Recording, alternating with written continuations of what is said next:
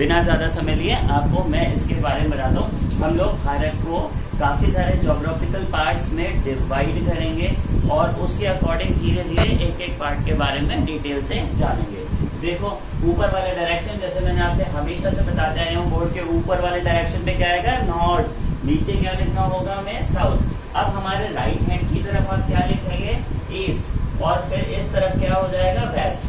क्योंकि मेरी ड्राइंग खराब है, ठीक है, टू बी वेरी ऑनेस्ट, तो मैं यहाँ पे भारत का पूरा मैप ड्रॉ नहीं कर सकता हूँ। आप समझ सकते हो क्यों? तो मैं कोशिश करता हूँ किसी तरीके से उसे मार्क करने की, पर हंसना मत, ठीक है। देखो बच्चों, नॉर्थ से लेकर ईस्ट तक भारत के अंदर एक काफी बड़ी माउंटेन रेंज है जिसको आप लोग हिमालय के नाम से जानते हो। इसके अलावा एक चीज आप जानते हो कि नॉर्थ में भारत एक स्टेट आता है, जम्मू एंड कश्मीर, ठीक है। हालांकि अब वो स्टेट नहीं है, यूनियन टेरिटरी के स्टेटस में आ चुका है। तो Jammu Kashmir that is in north से अगर हम लोग स्टार्ट करते हैं तो ईस्ट में अरुणाचल प्रदेश तक एक लंबी माउंटेन रेंज है जिसे ग्रेट हिमालय के नाम से जाना जाता है, ठीक है। हिमालय की ये जो रेंजेस हैं इनकी टोटल लंबाई कश्मीर से अरुणाचल तक 2400 किलोमीटर है, 2400 किलोमीटर तक। मतलब हम कश्मीर से अगर अरुणाचल तक की दूरी तय करते हैं तो हमें 2400 किलोमीटर डिस्टेंस पार करनी होगी। ये जो माउंटेन रेंज है इसको, इसकी स्टडी को इजी बनाने के लिए हम इसे 3 पैरेलल रेंजेस में यहाँ क्लासिफाई करते हैं। देखो आप ध्यान से, पहली फर्स्ट रेंज हो गई, फिर उसके बाद ये सेकंड माउंटेन रेंज है, वो भी ऑलमोस्ट इसी तरीके से है, लेकिन ध्यान रखना अरुणाचल की तरफ से जो सेकंड रेंज है ना वो अरुणाचल की तरफ से थोड़ी सी नैरो है और कश्मीर में थोड़ी ब्रॉड है। उसके बाद ये थर्ड रेंज है दैट इज शिवालिक। तो बच्चों देखो यहाँ से यहाँ तक कश्मीर में इसकी टोटल जो विड्थ है वो 400 किलोमीटर है। कितना है? 400 किलोमीटर। और इधर अरुणाचल प्रदेश की अगर हम बात करते हैं तो ये अराउंड 150 किलोमीटर के आसपास है। तो इधर से 2400 किलोमीटर, इधर से 400 किलोमीटर, 150 किलोमीटर, टोटल लंबाई है 2400 kilometre.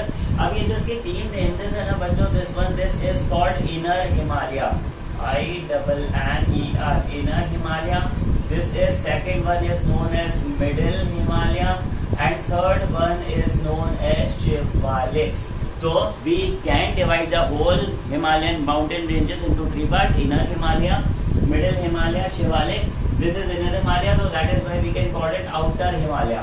So this is Inner Himalaya, this is Outer Himalaya, and this one is Middle Himalaya. In Hindi, there are different names has been given to these ranges. First name is the Himadri.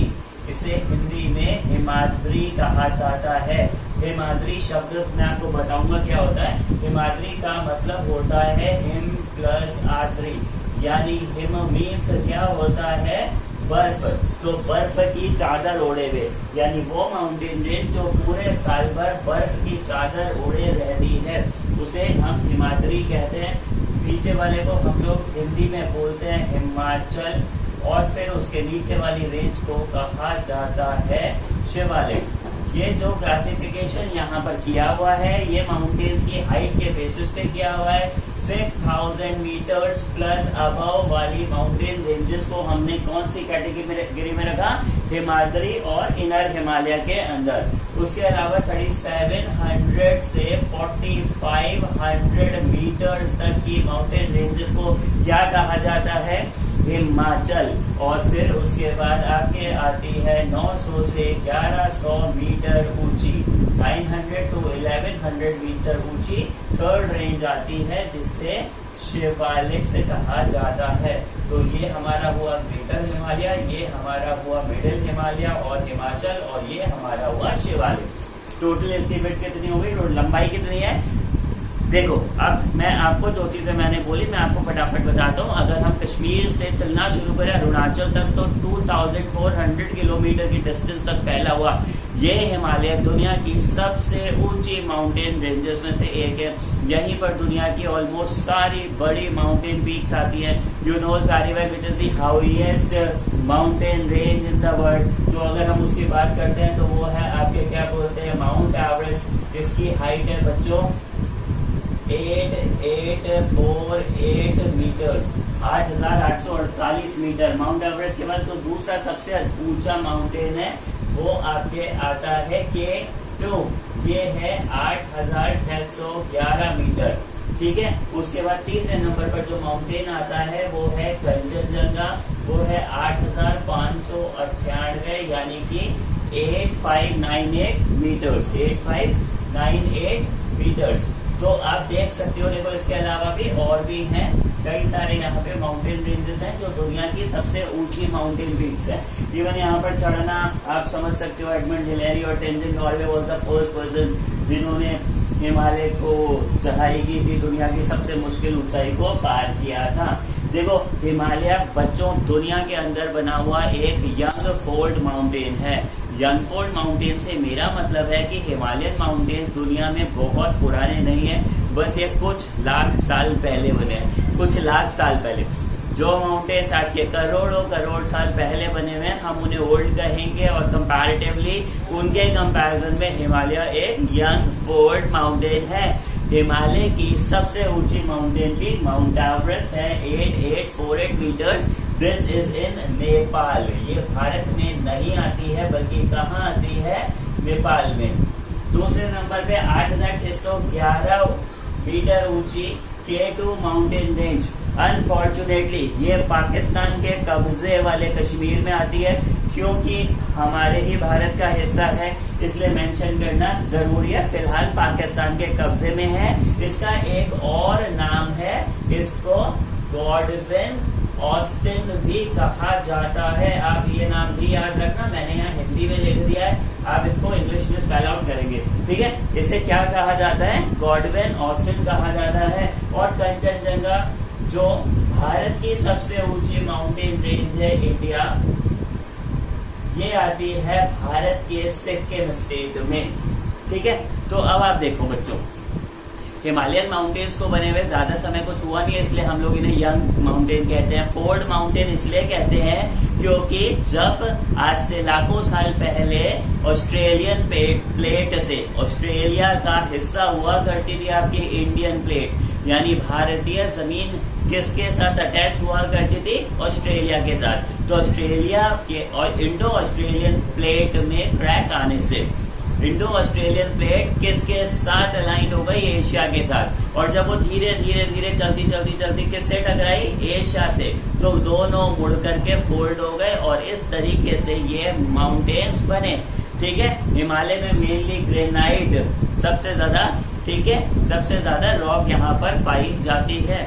तो ultimately Himalaya की वैसे भारत के लिए भी बहुत ही ज्यादा strategic importance है। एक तरफ हिमालयन माउंटेन्स के राइट हैंड साइड में भारत की तरफ से चाइना आता है, तो लेफ्ट हैंड साइड में पाकिस्तान आता है। इसलिए अगर स्ट्रेटेजिकली देखें तो ये माउंटेन्स एक पैरेलल बहुत ऊंची दीवार बनाकर भारत की रक्षा करते हैं। इसके अलावा बच्चों एक बहुत इंपॉर्टेंट काम और है हिमालयन माउंटेन्स का, और वो है कि हिमालय रशिया की तरफ से आने वाली कोल्ड विंड्स को ऑब्स्ट्रक्ट करता है, रोकता है। आप जानते हो दुनिया के सबसे ठंडे प्लेसेस में से एक साइबेरिया, उस साइबेरिया के अंदर जो रशिया में है वहां टेम्परेचर -30 -40 तक एवरेज हो जाता है। अगर इतनी तेज ठंडी विंड्स भारत की तरफ आती तो भारत भी बिल्कुल वाइट हो चुका होता बर्फ से। हिमालयन माउंटेन्स बीच में एक ऊंचा ब्लॉकेज बनाते हैं जिसके कारण वो कोल्ड विंड्स भारत तक नहीं आती है, ठीक है। तो हिमालय भारत के ज्योग्राफिकल पॉइंट ऑफ व्यू से बेहद इंपॉर्टेंट है। मैंने जो अभी आपको बताया ये इसका लॉन्गिट्यूडनल डिवीजन था और ये टोटल डिस्टेंस थी।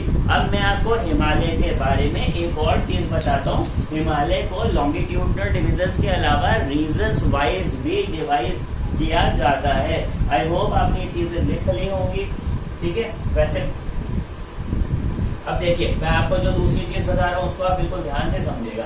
यही पैरेलल रेंजेस में फिर वापस बनाता हूँ, ये किस तरह से भारत में आती है। मैं एक छोटा सा इंडिया का मैप बनाने की कोशिश करता हूँ, आप लोग समझना मेरी ड्राइंग बिल्कुल खराब है। कुछ इस तरीके से भारत का नीचे साउथ वाला पार्ट है ना, ठीक है। तो ये यहाँ पर ये पहली माउंटेन रेंज है जिसे क्या बोला जाता है, ग्रेटर हिमालय।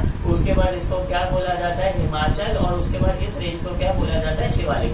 ये माउंटेन सबसे छोटी हाइट के माउंटेन्स हैं, ये वाले माउंटेन्स उनसे बड़े माउंटेन्स हैं, और ये वाले माउंटेन्स फिर सबसे ऊंचे माउंटेन्स हैं। मैंने इनकी हाइट आपको अभी लिख करके बताई, ठीक है। अब आप जरा इन तीनों पैरेलल रेंजेस का एक और क्लासिफिकेशन देखना। ये सबसे पहले हिमाद्री, फिर ये हिमाचल और फिर ये शिवालिक। देखो हिमाद्री जहां से स्टार्ट होती है भारत में जम्मू कश्मीर से, वहां एक रिवर निकलती है आपके क्या बोलते हैं तिब्बत से, चाइना के तिब्बत से। हालांकि चाइना का नहीं है तिब्बत, वो उसने कब्जाया हुआ है। क्या फिर भी चाइना के तिब्बत से एक रिवर निकलती है जिसे हम इंडस कहते हैं। तो इंडस रिवर, इंडस के बाद एक और रिवर है, वो इंडस की ट्रिब्यूटरी ही है, वो है Sutlej river.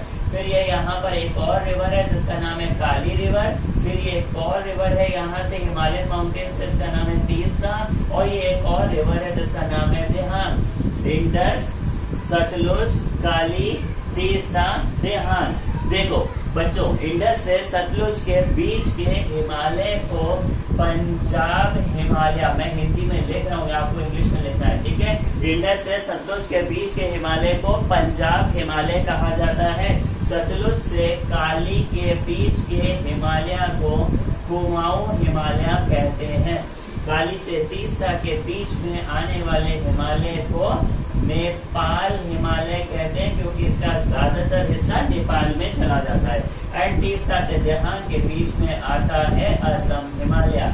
What does it mean? If we are classifying the Himalayan mountain ranges into two different scenarios. First, we divide them on the basis of their altitude, that is height from the sea level, and the other classification is purely based on the region. ठीक है, these regions are demarked by the flowing rivers. That is the area between Indus to Satluj is known as Punjab Himalaya, and the area which is situated between the Satluj and the Kali river is called Kumaon Himalaya, then Nepal and Assam. So this is how you can easily learn about Himalaya. We will meet soon in next video. Thank you.